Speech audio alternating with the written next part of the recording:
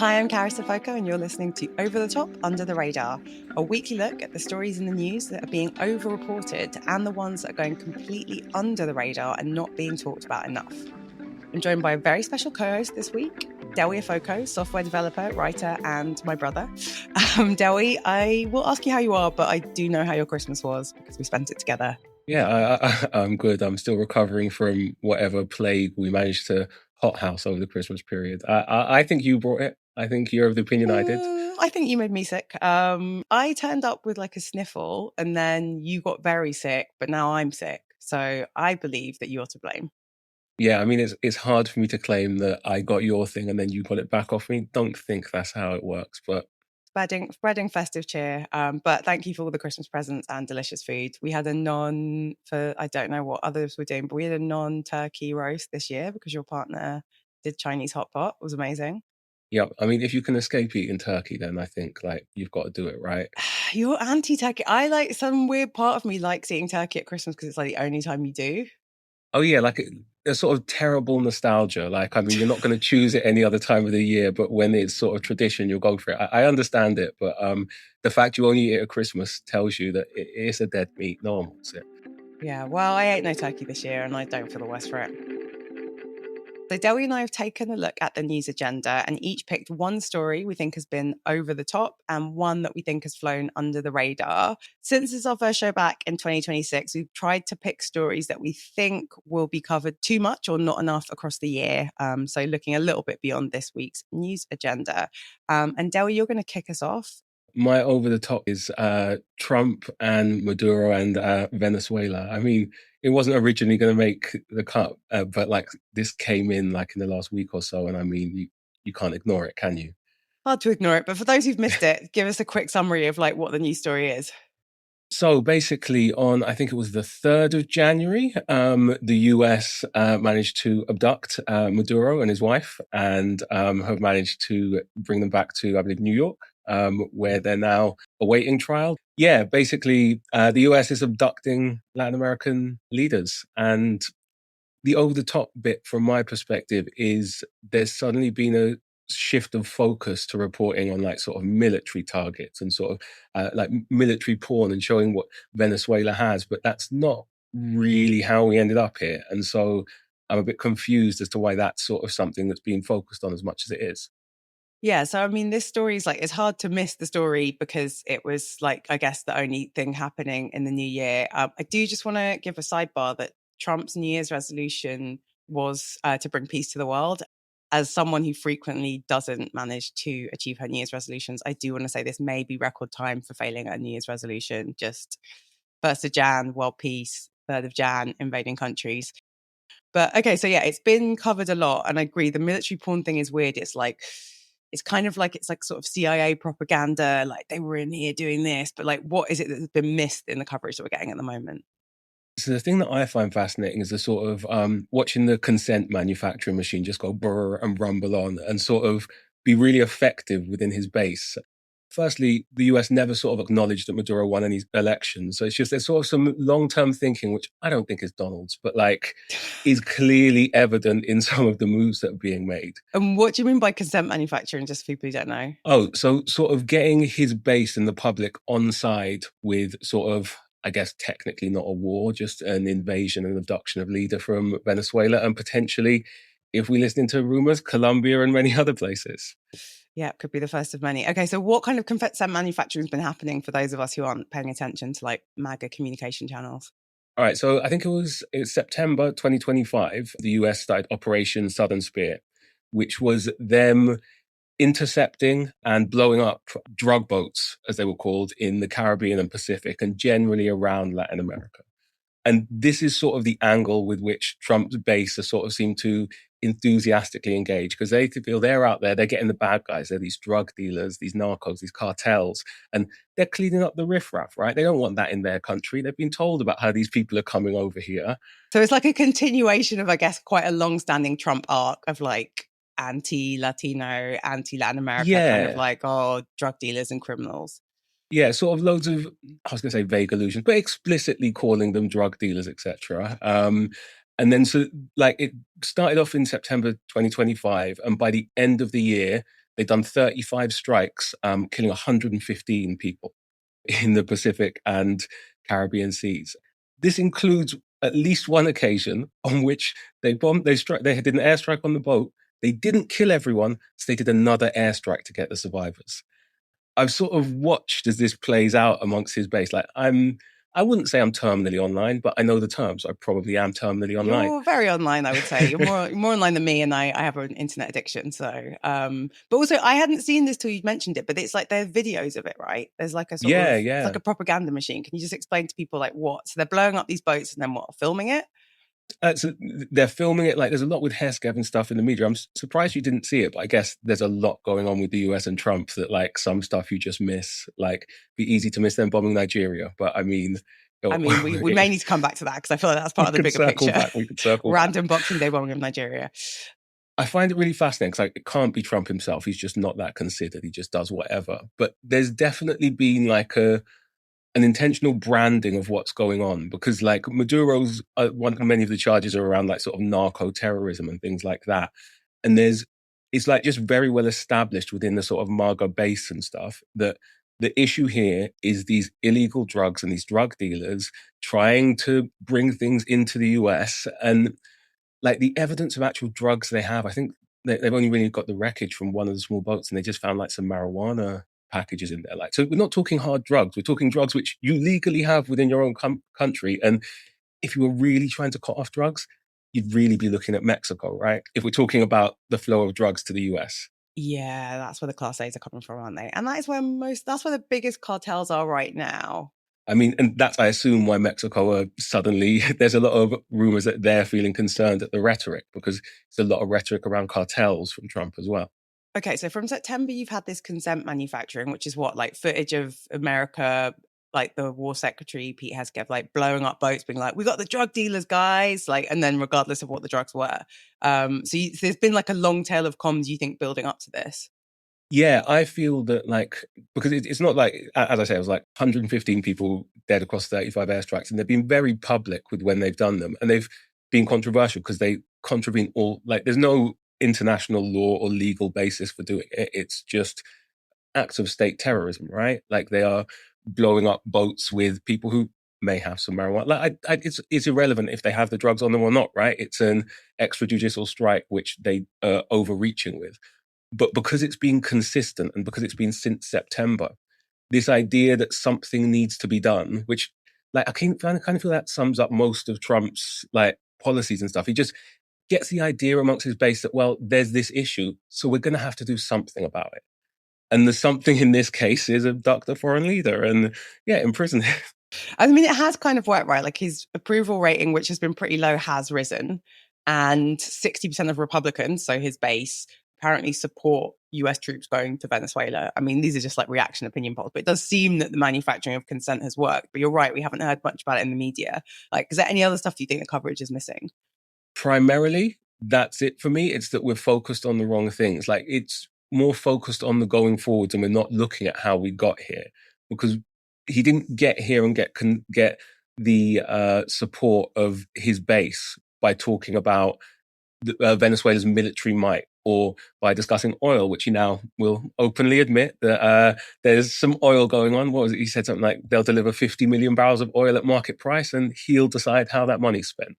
Yeah, I mean, one thing, like, I feel like one difference with Trump that, I don't know, I mean, we were both young when George Bush invaded Iraq, but you know, there was a strong left-wing critique of like, this is just about oil. And I mean, one thing you'll say for Trump, people are like, this is just about oil. And he's like, yeah, we told the oil companies. I told them before the invasion. Like, I mean, the oil companies have denied this. He was like, yeah, 100% is about oil. Like, of course, we're going to get that oil.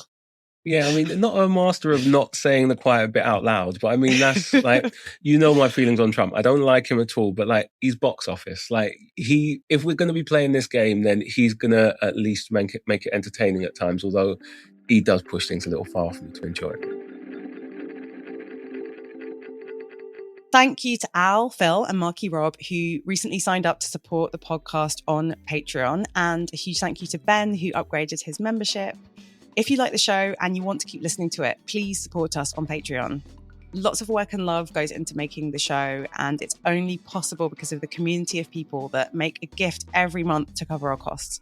We need more Patreon supporters to make the show sustainable and make sure everyone who helps to make the show gets paid. If you support us on Patreon, you get an extra episode each week, you get the chance to submit questions for guests, and you get access to the Over Under WhatsApp community, which is very lively and fun, and they have lots of meetups. If you've been listening to the show and thinking, I'm glad this exists, please sign up to support us now, patreon.com/over the top under the radar. So my over the top for this week/year is Keir Starmer and the May elections. So what do I mean about this? Depending on when you're listening to this podcast, we're a few days into 2026, and already we're drowning in think pieces about this being a pivotal year for Keir Starmer's leadership, and like the May elections are going to be such an important verdict and kind of like benchmark for like the future of UK politics. So I think most of this is overblown. I think we should be talking about Keir Starmer and we should be talking about the elections in May. But I think there are a couple of things the coverage is focusing in on that just feel to me to be missing the point. Okay, so the first thing I want to say is there are a lot of elections happening in May. The Welsh Senate is up for election. The Scottish Parliament is up for election. All of the councils in London are up for election. Loads of councils in England are up for election, municipal authorities. So a lot of people are going to the polls, and there are a lot of politicians are about to lose or gain their jobs. This is true. But the coverage we're getting isn't really about the people that are going to be elected and what they're going to have power over. It's all through the lens of Westminster. So even Anna Sarwar, who's the leader of Scottish Labour, there was a story in The Guardian this week about how he doesn't want Keir Starmer to come up on campaign. Who could blame him? But like, it really is just about these elections as a verdict on Westminster. And I think that that is a mistake, just because if we rewind to 2022, when a lot of these local elections were last held, Labour did really well. Just like in 2019, when Boris Johnson had a huge landslide, we were told Labour was locked out of power for a generation. Fast forward to 2024, huge Labour landslide. The thing that we know about British politics is it is incredibly volatile, and British voters change their mind quite a lot. So I think given the next general election will be held in 2029, 2028 at its earliest, it feels a little bit overblown to pretend that how people vote this May gives us any real insight to how they're going to vote in 2029. So like, these elections do matter, but the coverage we're getting is just all about the kind of leaders of all of the national parties and like the referendums on them, the surge in Farage, Polanski's rising popularity, can Kemi hang on, and will Keir lose his job? And then again, the second thing is like, so this Keir Starmer stuff, like he did a big he did a New Year's message. Don't watch it. It's really boring. He did an extended interview with Laura Koonsberg for the BBC about the year in which he talks about leadership speculation. And like, he and Kemi potentially will have their heads on the chopping block if they do really badly.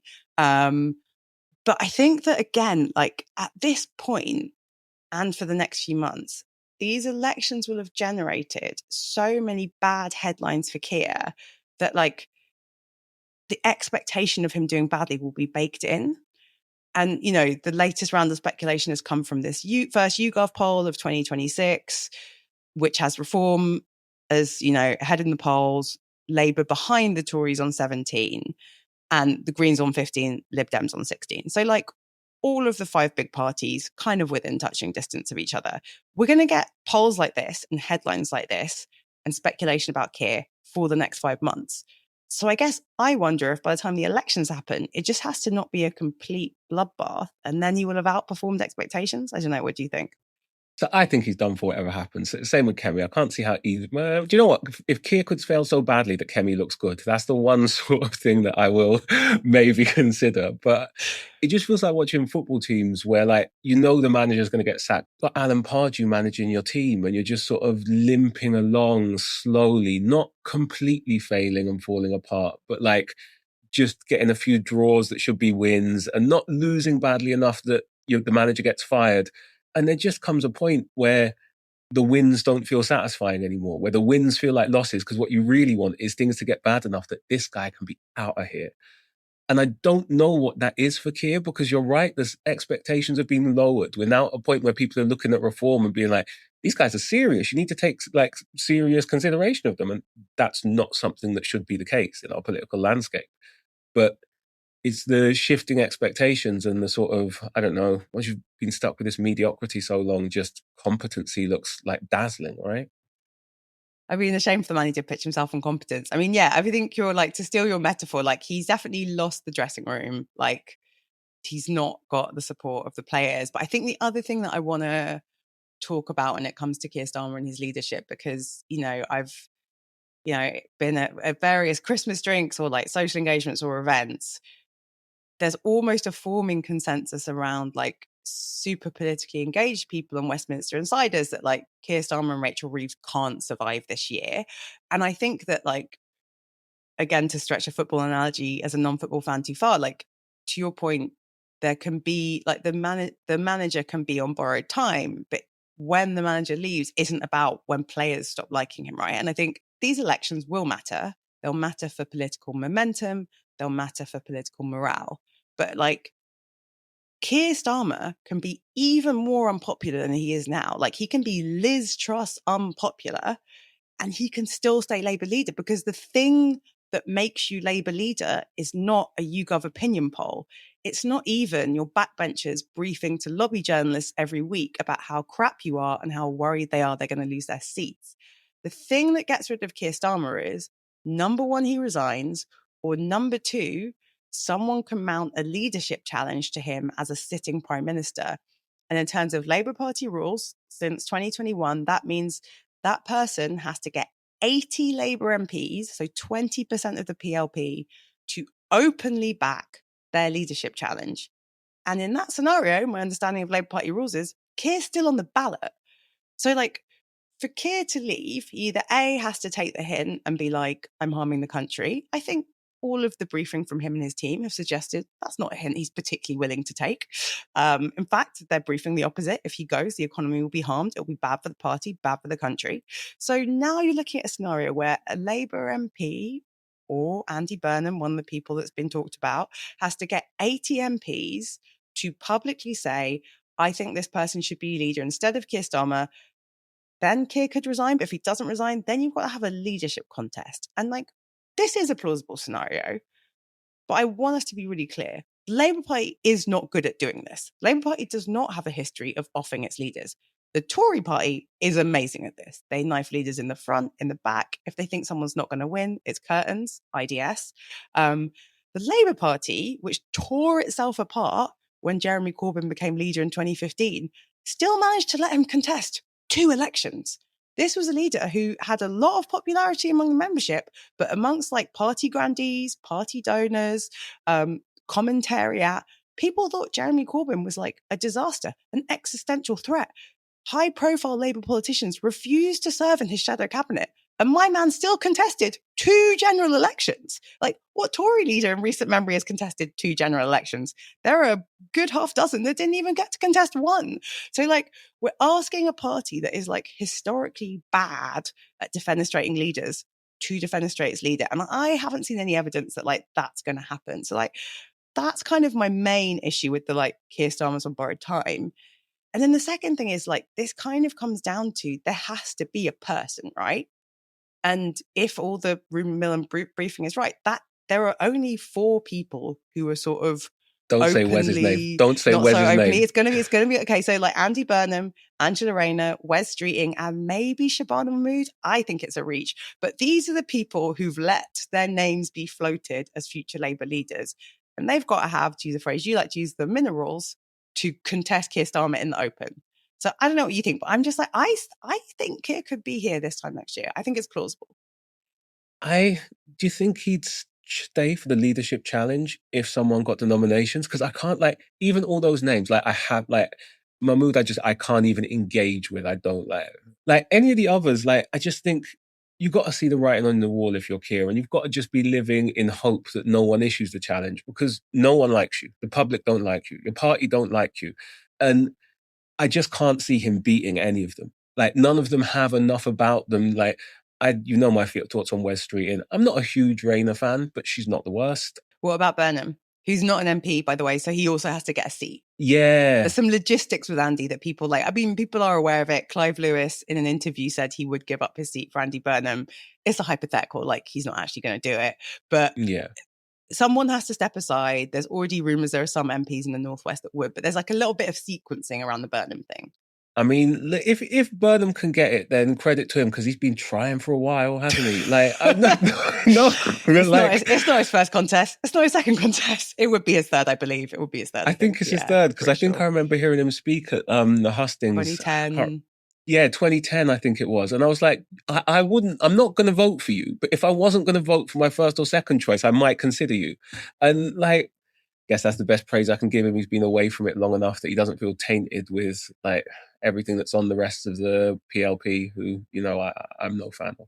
Yeah, I mean, you are not a Labour Party member, and have not been for some time. Yeah, I mean, so I think it's like I think basically it's very possible to have a meta narrative, a media narrative, a public narrative, a sense of like, ugh, Keir Starmer, him again, and for him to stay. And I think people need to understand that. What it really will come down to is like morale and dynamics in the PLP, and whether Burnham, Rayner, Streeting, maybe Mahmood have the guts and the MPs to stand up against Keir. And then you're right. Maybe if he gets an open 80 MP leadership challenge, someone takes him to one side and is like, my guy, I think the writing's on the wall.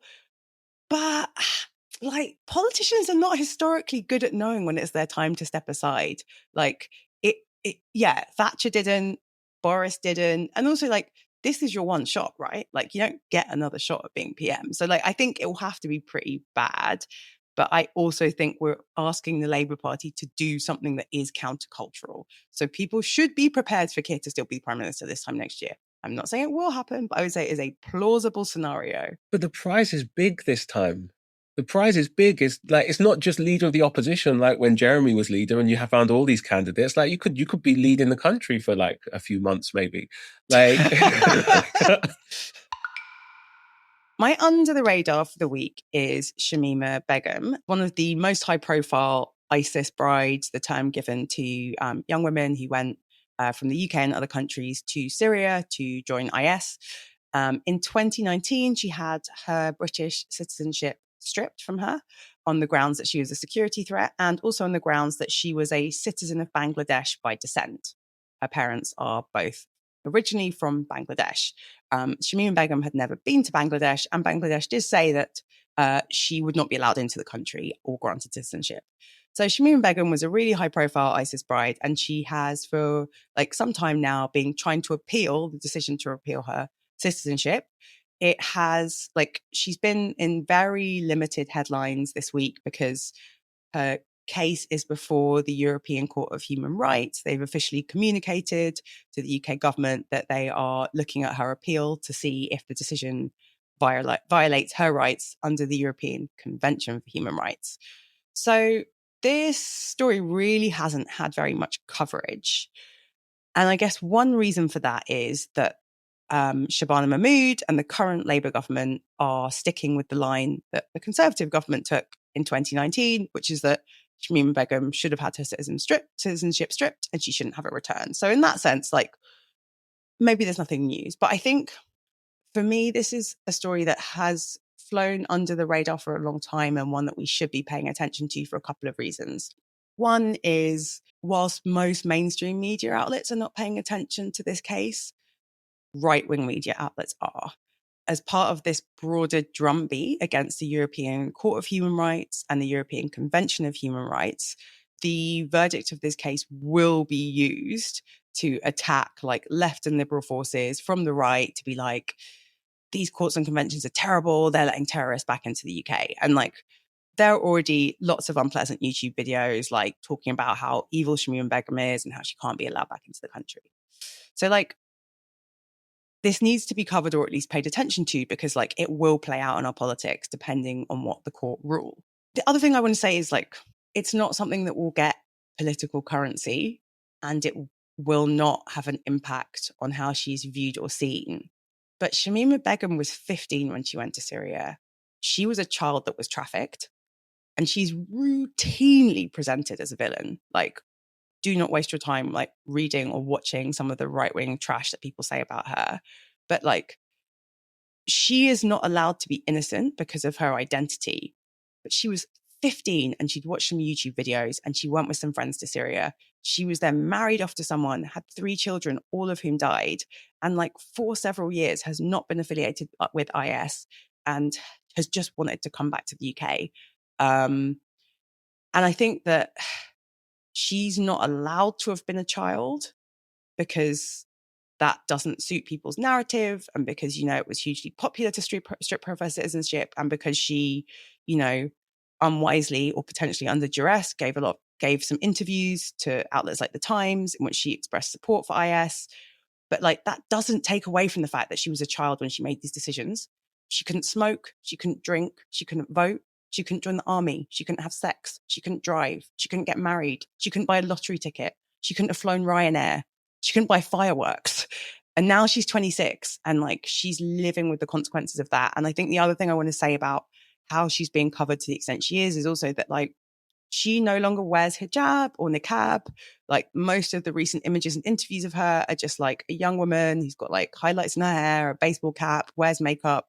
And like she is clearly a different person to the young woman that went to Syria at 15, but like she is not allowed to be. She's stuck in this media narrative of some like awful, like fundamentalist woman who hates the UK. Have you had it fly under your radar? Have you seen any of this Shamima Begum stuff?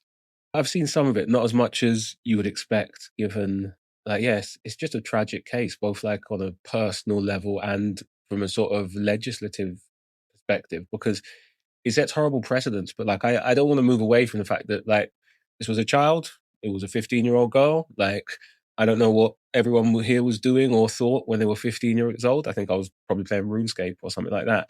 But like, I'm not that person. And we're not being presented with like a laundry list of crimes that she personally perpetrated. It's not like, oh, she masterminded this attack somewhere or she murdered these people or anything like that.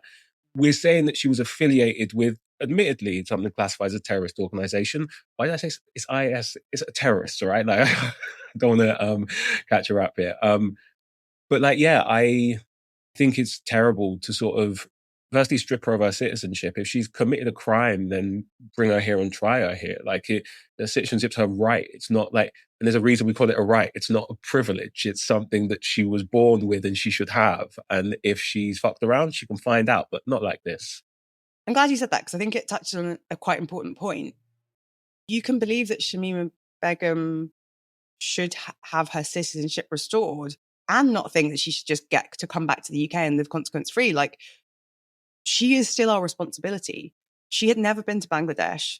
Legally, you're not meant to be able to strip someone of citizenship if they will be stateless. And the precedent case that the UK made at the time was she won't be stateless because she's from Bangladesh. And I think that gets me on to the bit that I think should worry all of us, aside from the personal tragedy of this young woman who made some big mistakes when she was 15 and is going to pay for them probably for the rest of her life. Is that like, for those of us who are not white and for those of us who have of any claim to dual heritage, like not dual citizenship, she was not a dual citizen. She had only had citizenship of the UK. And the government said, well, you could have Bangladeshi citizenship, so we're going to take away the British citizenship. And that was when Bangladesh was saying, no, we do not claim her. We will not give her citizenship. She is not welcome here. So like, theoretically, and I guess actually, anyone who isn't white or isn't entirely British when you look at their parents, like both their parents aren't, born in and from the UK, like can have their citizenship removed. As you say, like it's not a right, it's a privilege. And politicians can make that decision. And like, I think that if you are not moved by the personal tragedy of Shamima Begum, then you should be moved and concerned by that, because that affects a lot of people in the UK. And again, in this doomsday scenario where Farage becomes prime minister, that kind of means like all mixed race people, all black and brown people, fair game to be deported. Like that's kind of the logic of it, right? Yeah, it seems like the end point. I mean, because there was a lot of talk, I think it was just after Shamima Begum, about Assad's wife, and they were talking about stripping her citizenship because she's technically a Syrian. I don't know if she was a Syrian citizen prior to marrying him, but definitely was afterwards. And I don't think they did in the end, but it just sort of leaves you wondering what the criteria are. Because it seems like they're saying because she not she had Bangladeshi citizenship, because she could have applied for Bangladeshi citizenship. It was okay to remove that right. So, I mean, if you've got an Irish grandparent, can you take your British citizenship? Because, like, we saw people with Irish grandparents getting their EU passports post Brexit, so you don't have to be a citizen of here. It just feels like it leaves so much room for overreach in a world where people don't follow convention or anything like that anymore, to give Farage or whoever the tools to just be like, these undesirables don't belong here and they're not British citizens. That you can't do it, can you? And also, just like to someone who's never set foot in the country you're claiming they're a citizen of, whether or not we acknowledge it or not, she is a British problem. Like, she was manufactured here. Like, she went to Syria from here. She grew up in London, and like, denying that legally and stripping of her citizenship. And you're right, Assad's wife remains a British citizen. It's just a denial of the reality and a refusal to like accept what was driving people to go to Syria during that period of time. So yeah, I think she's under the radar. I also think if the court rules that the UK government did not act lawfully, this is going to become even more of a political football, and like is going to really ramp up all of the calls for us to not be affiliated with the European Court of Human Rights or Convention of Human Rights. So like, this case does matter, not just for the precedent it sets, but also for like the political conversation and the sort of far right narratives that get driven about the existence of human rights, like making life easier for terrorists, which is a nonsense, but it's a nonsense that apparently like we have to engage with. And I guess the only thing I would say left on that is that the way that, you know, you sort of said she didn't mastermind any attacks, but there is a very sort of careful way that she is accused of being complicit in atrocities. So like, there's an accusation that she was stitching suicide bombers into their vests.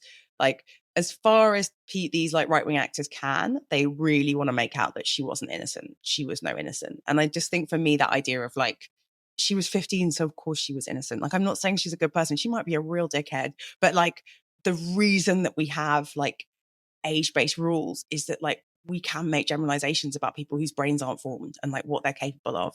And yeah, there's a sort of drip of like, you know, which I think is a lot of young women who've been in the public eye have experienced of this, like, oh, she was quite conniving. She wasn't as innocent as you want to think. You know, she was involved in all of it, or at the very least, she enjoyed it. And it's just like, she said she'd rather die than join IS again. She said she was, you know, compelled to say the things she said to the media because she was worried for her life and her child's life. And like, that doesn't count at all. But we're also meant to believe that IS are evil and they're really repressive to women, but not this woman because she was just inherently bad. It just like, make it make sense. If you think about it and you think of any of the men in your life and they came and told you what their 15-year-old wife was doing for them, I'd just be a bit like, well, I'm not really going to hold your 15-year-old wife accountable for that, am I, mate? Like, I'm sorry, I can't get there. She was a child. Like, I'm not saying she shouldn't be held accountable for things if it can be proven she did specific things. But yeah, it's a lot of blame shifting to someone who isn't the person that you need to be angry at in this scenario. Yeah, and the fact that she was made a lightning rod for, yeah, much bigger geopolitical issues, I think, yeah, again, just beats like not just the racism, but the sexism of like the UK media.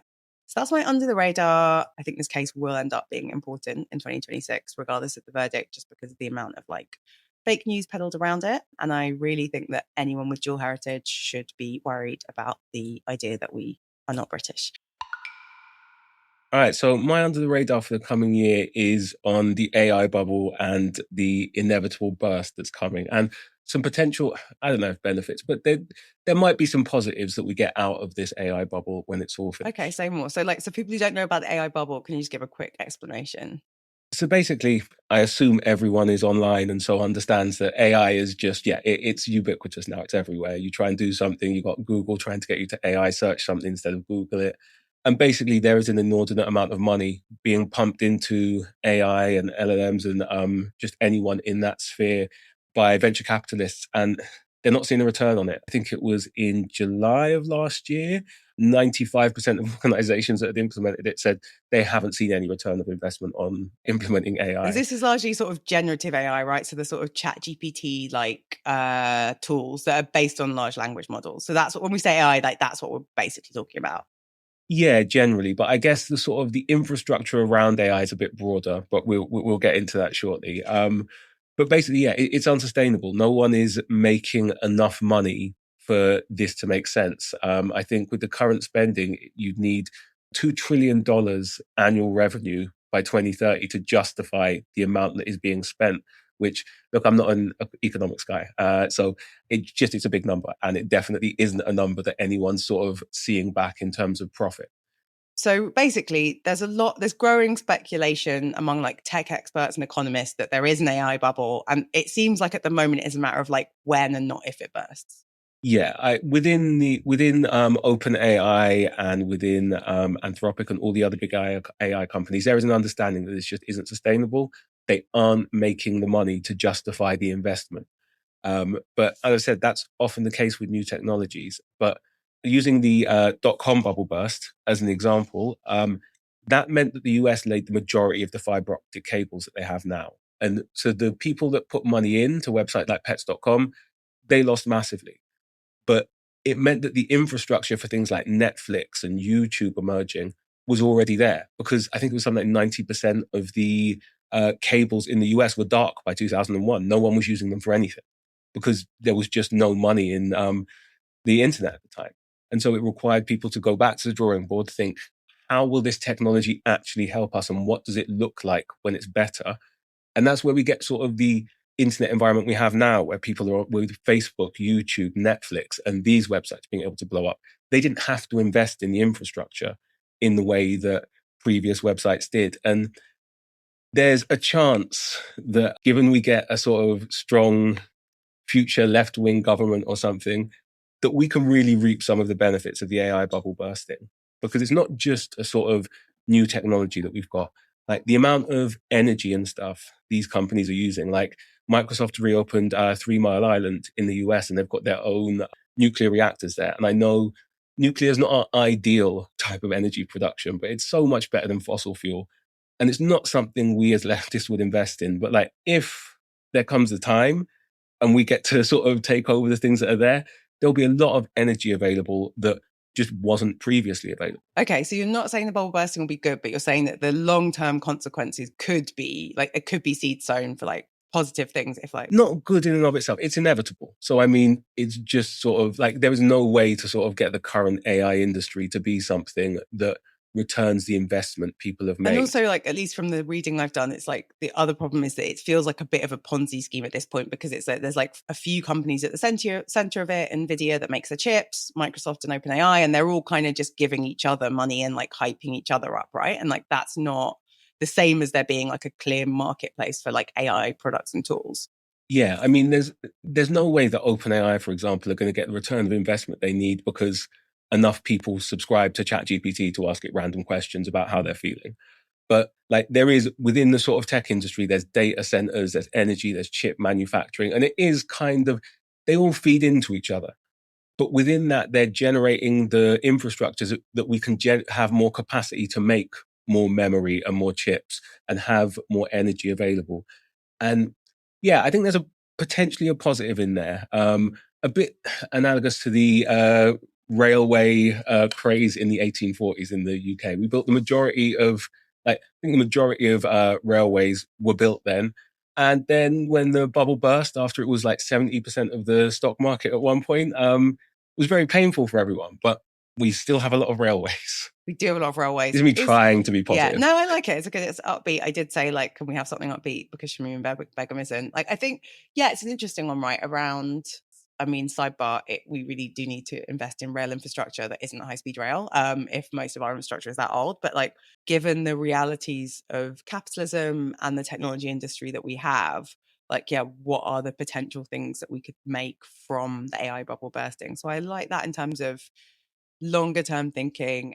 I'm gonna say, even within AI specifically, there are really useful advances that we're making. Like I love AI. Like I was going to say, we've got different positions on this because I was very skeptical about AI and like didn't use ChatGPT for a very long time, whereas you've embraced all of the generative AI. I mean, I get maybe partly for coding, but like you're very into it. You've written a Substack piece which we can link to about your relationship with generative AI. So yeah, oh yeah, my weird parasocial ChatGPT relationship, which doesn't exist now because Claude's better. But yeah, I mean, it's really, like, I think something like between 40 and 50% of code is now generated by AI.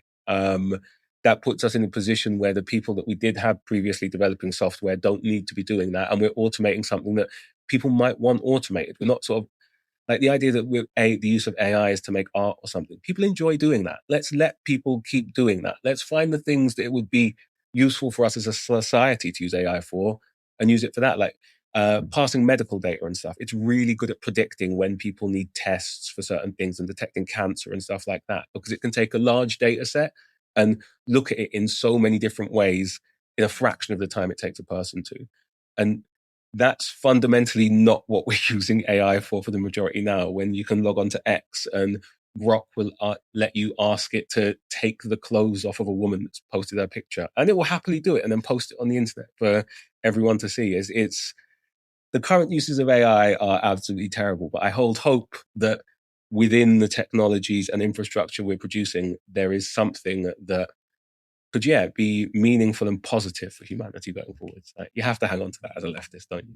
Yeah, no, okay. I think that's good. And so for people on the left who are just skeptical of AI, you would say that how it's being used now isn't the only way we can use it. This isn't its final form. This, like, or the way the public engages with it in general, won't be. Maybe it will just turn into something that's a bit more specialized and used in certain industries. But I would encourage everyone, like, if you can build it into your workflows, just don't become reliant on it, because it's like an enthusiastic uni student. Like, it's got a lot of going for it, but like, you don't want to trust it with anything.